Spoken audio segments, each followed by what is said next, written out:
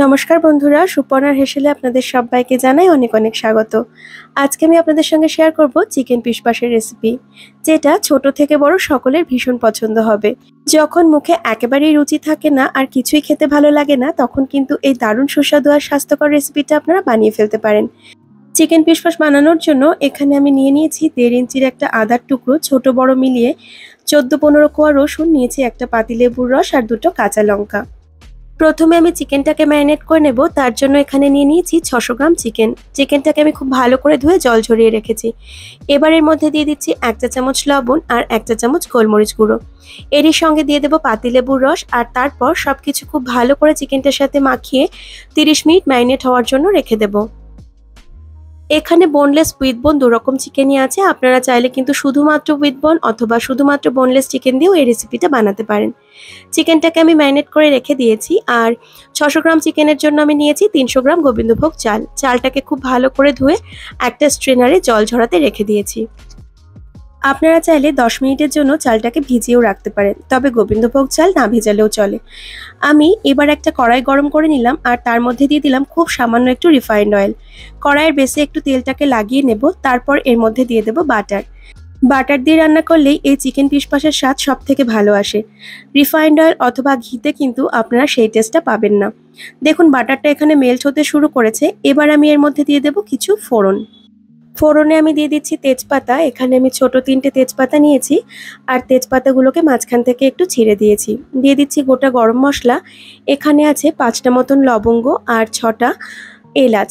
লবঙ্গ আর এলাচটাকে আমি একটু ফাটিয়ে দিয়েছি। এর সঙ্গে দিয়ে দিলাম 1 চা চামচ গোটা গোলমরিচ। আমার কাছে দারচিনি ছিল না, তাই আমি দিতে পারিনি। অবশ্যই আপনারা এর মধ্যে 2 টুকরো দারচিনি অ্যাড করে দেবেন। মশলা থেকে যখন একটা সুন্দর ভাজা গন্ধ বেরোতে শুরু করবে, তখন এর মধ্যে দিয়ে দিতে হবে গ্রেট করে রাখা আদা। আমি যেই আদাটা নিয়েছিলাম সেটাকে গ্রেট করে নিয়েছি। আদাটাকে 30 সেকেন্ড মতন একটু নেড়ে নিয়ে এর মধ্যে দিয়ে দেব রসুন আর কাঁচা লঙ্কা। কাঁচা লঙ্কা আর রসুনটাকে আমি থেতো করে নিয়েছি। আপনারা চাইলে রসুনটাকে গ্রেট করেও ব্যবহার করতে পারেন অথবা বেটেও নিতে পারেন, তবে থেতো করা রসুন আর কাঁচা লঙ্কাতে পিশপাশের স্বাদটা কিন্তু সব থেকে ভালো আসে। আমি এখানে 2টো কাঁচা লঙ্কা দিয়েছি, কারণ আমার বাড়ির বাচ্চারা খুব একটা ঝাল খেতে পারে না। আপনারা আপনাদের স্বাদ মতন লঙ্কাটাকে বাড়িয়ে দিতে পারেন। এবার হালকা একটু নেড়ে নিয়েই আমি এর মধ্যে দিয়ে দিলাম কয়েক টুকরো আলু। আলুটাকে দিয়ে মিনিট খানিক নেড়ে নেব। তারপর এর মধ্যে দিয়ে দেব আমি পেঁয়াজ। পেঁয়াজগুলোকে আমি বড় বড় টুকরো করে নিয়েছি, আর এখানে মাঝারি মাপের একটা পেঁয়াজ আছে। এর সঙ্গে দিয়ে দিলাম একটা গাজর, দিয়ে দিচ্ছি একটা বড় ক্যাপসিকাম। ক্যাপসিকামগুলোকেও আমি একটু বড় বড় টুকরো করে কেটে নিয়েছি, আর দিয়ে দিচ্ছি কিছুটা বিনস। আপনারা আপনাদের পছন্দ মতন সবজিটা কম বেশি করে নিতে পারেন। বাচ্চারা একেবারেই সবজি খেতে পছন্দ করে না, তবে এইভাবে যদি চিকেন পিশপাশের মধ্যে সবজিটাকে দেওয়া হয় তাহলে কিন্তু বাচ্চারা এটা খুব সহজেই খেয়ে নেবে, কারণ চিকেন পিশপাশের সবজিটা খেতে কিন্তু দারুণ সুস্বাদু লাগে। আমি আজকে স্পেশালি এই রান্নাটা আমার 4 বছরের ছেলের জন্য করছি। ভাবলাম কেননা আপনাদের সঙ্গে ওই রেসিপিটা একবার শেয়ার করে দিই। পিশপাশের সবজি কিন্তু অনেক বেশি ভাজবার দরকার পড়ে না, কয়েক মিনিট একটু নেড়ে নিলেই চলে।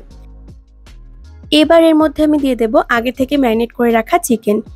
চিকেনটাকে অ্যাড করার পর আমি গ্যাসের ফ্লেমটাকে হাই করে দেব, আর হাই ফ্লেমে চিকেনটা মিনিট 2-এর জন্য একটু এভাবেই নেড়ে দেব। তারপর এটাকে ঢাকা দিয়ে দেব, আর চিকেনটাকে ঢাকা দিয়ে রান্না হতে দেব 10 মিনিট মতন। আর এই 10 মিনিট কিন্তু গ্যাসের ফ্লেমটাকে লো টু মিডিয়ামে রাখতে হবে। আমি কড়াইটাকে ঢাকা দিয়ে দিয়েছি আর ফিরে আসছি 10 মিনিট পর। দেখুন 10 মিনিট আমার এখানে হয়ে গেছে। ঢাকনাটাকে খুলে নিচ্ছি, আর চিকেন থেকে কিন্তু বেশ খানিকটা জল ছেড়েছে। খুব ভালো করে একটু নেড়েচেড়ে মিশিয়ে নেব, আর চিকেন থেকে বেরোনো এই জলটাকে কিন্তু আমি এখানে একটু টানিয়ে নেব। চিকেন এখানে অর্ধেক সেদ্ধ হয়ে গেছে, বাকি অর্ধেক চালের সঙ্গে সেদ্ধ হয়ে যাবে। দেখুন চিকেন থেকে বেরোনো জলটা এখানে প্রায় টেনে এসেছে। এবার আমি এর মধ্যে মিশিয়ে দেব আগে থেকে ধুয়ে জল ঝরিয়ে রাখা গোবিন্দভোগ চালটাকে। চিকেন পিশপাশ রান্না করতে গেলে চালটাকে কিন্তু পোলাওয়ের মতন ভাজবার প্রয়োজন পড়ে না, তাই আমি চালটাকে দিয়ে হালকা হাতে একটু সবজি মাংসের সঙ্গে মিশিয়ে নেব, আর তারপর এর মধ্যে অ্যাড করে দেব পরিমাণ মতন জল। যতটা পরিমাণে চাল নিয়েছি তার ডবল লিকুইড আমি এখানে ব্যবহার করব। আমি চালটাকে একটা নির্দিষ্ট বাটি মেপে নিয়েছিলাম, সেই বাটি মেপেই এখানে আমি দিয়ে দিচ্ছি 1 বাটি জল। আর আমি এই পিশপাশের মধ্যে অল্প একটু দুধও অ্যাড করব, তাই এই বাটি মেপেই গলা বাটি মতন আমি দুধ নিয়ে নিয়েছি, আর বাকিটুকু জল দিয়ে টোটাল 1 বাটি করে আমি এখানে অ্যাড করে দেব। অর্থাৎ 1 বাটি চালের জন্য দুধ আর জল মিশিয়ে কিন্তু 2 বাটি লিকুইডই আমি এখানে অ্যাড করলাম। আপনারা চাইলে 1 বাটি জল আর 1 বাটি দুধ দিয়েও কিন্তু এই চিকেন ফিশ পাসটা করতে পারেন। আমি যে দুধটা নিয়েছিলাম সেটা আগে থেকে জাল করা ছিল আর একটু গাঢ় ছিল, সেজন্য আমি বাকিটুকু জল মিশিয়েছি। খুব ভালো করে একটু নেড়েচেড়ে মিশিয়ে নেব। চিকেনটা ম্যারিনেট করার সময় আমি লবণ অ্যাড করেছিলাম আর বাকি সবজি ভাজার সময় কিন্তু আমি লবণ দিইনি, তাই এখানে স্বাদমতো একটু লবণ অ্যাড করে দিলাম। চিকেন ফিশ পাসি হোক বা পোলাও, যে কোনো কিছুতেই লবণটা খুব বুঝে শুনে অ্যাড করতে হয়, কারণ লবণ বেশি হয়ে গেলে কিন্তু খেতে একেবারেই ভালো লাগে না। ফিশ পাস সাধারণত একটু নরম নরম হয়, তাই জলের পরিমাণটা কিন্তু আপনারা একটু বেশি ব্যবহার করতেই পারেন। আমি আজকে যে ফিশ পাসটা রান্না করছি এটা কিন্তু অনেক বেশি নরম হবে না, আবার একেবারে ঝরঝরেও হবে না। ফিশ পাস রান্না করার জন্য নতুন গোবিন্দভোগ চাল ব্যবহার করলে 2 বাটি লিকুইডেই কিন্তু চালটা খুব ভালোভাবে সেদ্ধ হয়ে যাবে। তবে যদি পুরনো চাল হয় তাহলে কিন্তু জলের পরিমাণ একটু বেশিও লাগতে পারে, কারণ পুরনো চাল সেদ্ধ হতে একটু বেশি সময় নেয়। আমি একটু চেক করে নিচ্ছি লবণটা ঠিক আছে কিনা। আমার কাছে একটু কম মনে হয়েছে, তাই সামান্য আরেকটু লবণ আমি এখানে অ্যাড করে দিলাম। এবার আবারও খুব ভালোভাবে একবার মিশিয়ে নেব, তারপর ঢাকা দিয়ে এই ফিশ পাসটাকে রান্না হতে দেব 20 মিনিট মতন। এই সময় গ্যাসের ফ্লেমটাকে আমি লো টু মিডিয়ামে রাখবো। এখানে 10 মিনিট হয়ে গেছে। 10 মিনিট পর আমি ঢাকনাটাকে একটু খুলে নিচ্ছি আর একবার হালকা হাতে ফিশ পাসটাকে নেড়ে দেব। নিচের চালগুলো ওপরে এবং ওপরের চালগুলো একটু নিচের দিকে দিয়ে দেব, যাতে সমস্ত চালগুলো খুব ভালোভাবে সুসেদ্ধ হয়ে যায়। ফিশ পাসটা নাড়তে গিয়ে বুঝলাম যে যতটা পরিমাণে জল দিয়েছিলাম জলটা প্রায় টেনে এসেছে। আরও 10 মিনিট এইভাবে রান্না হতে দিলে তলা থেকে লেগে যেতে পারে, সেজন্য আমি এখানে সামান্য অল্প একটু উষ্ণ গরম জল অ্যাড করব, কারণ চালটা এখনও একটু সেদ্ধ হতে বাকি আছে। আমি সামান্য একটু জল এখানে আরও অ্যাড করে দিলাম আর তারপর আবারও নেড়ে নিয়ে এটাকে ঢাকা দিয়ে বাকি 10 মিনিট রান্না হওয়ার জন্য রেখে দেব। গ্যাসের ফ্লেমটাকে লোতেই রাখতে হবে।